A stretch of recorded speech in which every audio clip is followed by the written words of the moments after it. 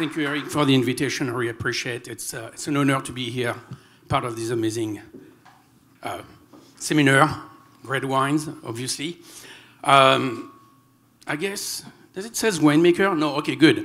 Yeah, I thought, because I'm not a winemaker. My name is Christophe and I'm a vigneron. It rhymes on top of that, but I'm a vigneron, and what is a vigneron? And I really emphasize on that because a vigneron is a wine grower. We're 100% estate. We don't purchase fruit, but it's also a wine creator. We create the wines, and as a wine marketer, we are here and to spread the word about the estate and the Walla Walla Valley. It's very, very important. And on top of that, something very important is a vigneron is a heavy wine drinker. So a lot of wine drinking in a business. And we're going to do that tonight, right? We're going to drink Grenache tonight. Right? Okay, great. So, what that? Some other things too, yes. My family is from Champagne. We've been a family of vignerons since the 17th century, since 1677 in the Marne Valley, on the very west part. We live 60 kilometers, not miles, kilometers north east of Paris, in the very beginning of the Marne Valley there. So this is kind of a kingdom for Pinot Meunier.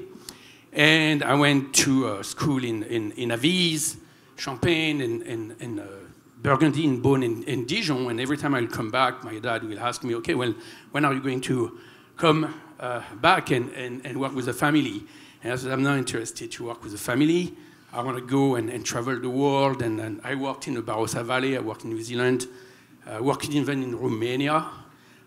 After Ceausescu government there, and I moved to the United States because at the time in Beaune, the big buzz was Domaine Drouhin Oregon. And I loved Pinot Noir and Burgundy. And I went to the United States actually to work in the Willamette Valley. I could not find a job there like for 18 months, but I found a job in the Walla Walla Valley. So I became an intern there, and that's how I discovered the valley. And I discovered like an amazing piece of land over there. The Walla Walla Valley lies in both Oregon and Washington State.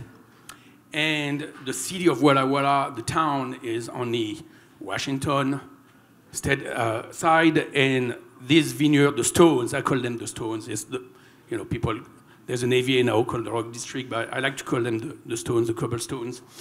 And I discovered that area back in 1996. Driving through early morning of April 1996, and there was 10 acres there.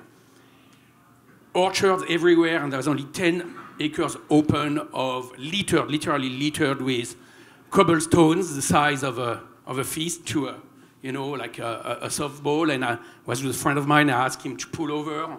And I'm like, this is it. He goes, what do you mean this is it? Literally the next day, I was going to the Willamette Valley to purchase some land there, look for some land, and actually start a small Chardonnay and Pinot Noir project there. But then I said, this is it. I said, what do you mean? So I said, well, I'm not going to the Willamette Valley. I'm going to buy that piece of land. I'm going to plant Syrah. And that's been the beginning of the dream. That piece of land. And there was no vineyard there, just orchard. So the AVA is roughly, close to 3,000 acres, more or less. So in 1997, we planted the first 10 acres there. And they call me the crazy Frenchman. Okay, well, I think they are right about that. and that was just the beginning of it. And since then, a lot of more vineyards, a lot of more development. I mean, I bought my first piece of land for $3,500 acre, $3,500 an acre. And now it's what, 50, 60, even more maybe, something, and it's gonna go up, up, and up. So we planted Syrah, but Viognier and some Bordeaux varietals because there's no vineyards there. So we need to plant and see what's gonna perform the best. And obviously Syrah does a great job there, but I will say also Tempranillo and Grenache. The Grenache are fantastic, and I think, in my opinion, I'm starting to like the Grenache better than the Syrahs.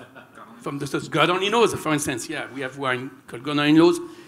Come to our table, we have two wines, a Syrah and a Grenache from Horsepower. It's another project we have there in the Stones.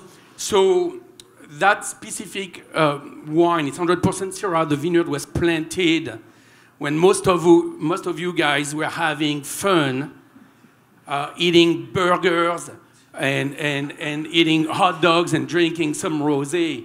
And when I say that, it's because I planted that vineyard on the 4th of July, 2000. Yeah, so most of you were having fun. We were working hard with our team.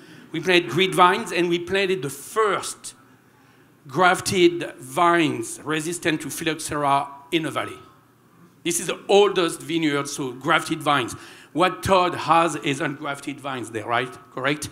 And it's very, very interesting because you could tell that the texture of the wine with grafted vines is definitely what they said, you know, with phylloxera in the whole world, when phylloxera took over that tree plant, the texture, that very subtle softness that you have, you know, in your wine, Todd, there's a little more grip. The tannins are maybe a little more angular, but they're gonna soften, but that's definitely what you see with those grafted vines. And again, they call me the crazy Frenchman because I was planting grafted vines there in Walla Walla, and guess what? Now we have the phylloxera in the valley, and unfortunately. So I'm glad I started to plant grafted vines in 2000. The Chamberlin vineyard is 3 acres. Out of that, we get about like 6 tons of fruit, 2 tons to the acre. That means roughly 25 hectoliters per hectare. We bring the fruit. We like to bring the fruit with nice crisp acidity and fruit and crunch, you know. I like to say, like it's like an apricot that you get from the tree, you know. Once it's already on the ground, it's already overripe, okay? But that's what we like to bring the fruit. It's not, you know, it's probably like 13.5% alcohol or something like that. It's less than 14% alcohol. I love old clusters. Fermentation, I mean, my favorite producer in Burgundy, in the northern Rhône, the southern Rhônes, you know, they use old clusters. So I love old cluster. Here it's about 70%. It goes anywhere between 70 to 100%, depending on the year. So fermentation, concrete vats, 40 and 50 hectoliters concrete vats, and non-blow from Burgundy. And we do some, you know, mix of pigeage and also pomp over there. And then the wine sees about 10 to 15% new oak for 15 to 18 months. Then it's bottled and fine and filtered. And here it is. You know, I mean, you've got that wonderful wine there, like Todd said. I mean, the ones from that area, from the alluvial fen, you know, there's so much gravel there. In fact, to find out how deep the gravel goes, you have to drill a well. I mean, we drill a second well on the property at the estate, and the drill driller asked me, so how deep do you want me to go? I said, you go as deep as there's gravel. And we hit like the end of the gravel to the real basalt, then bed, 420 feet of gravel. 420 feet, yeah, definitely. So the first 18 inches is a nice mix of silty loam and cobbles, and then after that, it's pure gravel for hundreds of feet. I mean, the roots, I was getting bored in the summer, so we rented a backhoe, and we dug in between the rows, and it was a third leaf vineyard. The root system was already 10 feet deep. It's just unbelievable. I mean, it goes down and down and down. And the reason why those wines are so savory, and there's so much umami there, and dry meat and earth, it's because of those stones and the rich content of iron and manganese. That makes the difference then. And like you said, Eric, I mean, those blind tasting, I mean, you know when it's a wine from the stones. Well, it needs to be well made, of course, you know. I mean, if you fuck it up with 100% new French oak or American oak or whatsoever, yeah, it's like a wine like anywhere else, right? But otherwise, this is what you get. What else beside that? I mean, biodynamic farming. Since 2002, we've been farming with biodynamic techniques. My mentor came from Châteauneuf-du-Pape. He used to have a vineyard there, Domaine de Marcoux. So Philippe Armenier was my mentor for over 10 years. And I believe at L'Aventure too, right? Philippe was at L'Aventure too. Philippe Harmonier. Yeah, he was with Auditorium. Yeah, with you guys. Yeah. So we had the same mentor as far as biodynamic farming goes. We were actually, and because Philippe really insisted that we actually become certified demeter. So in 2005, we, after 3 years of biodynamic farming, we became certified demeter. And then after, in 2008, I was getting tired to get, they will come and visit once. They will say when they will come. So you basically, you could hide whatever you don't want them to see.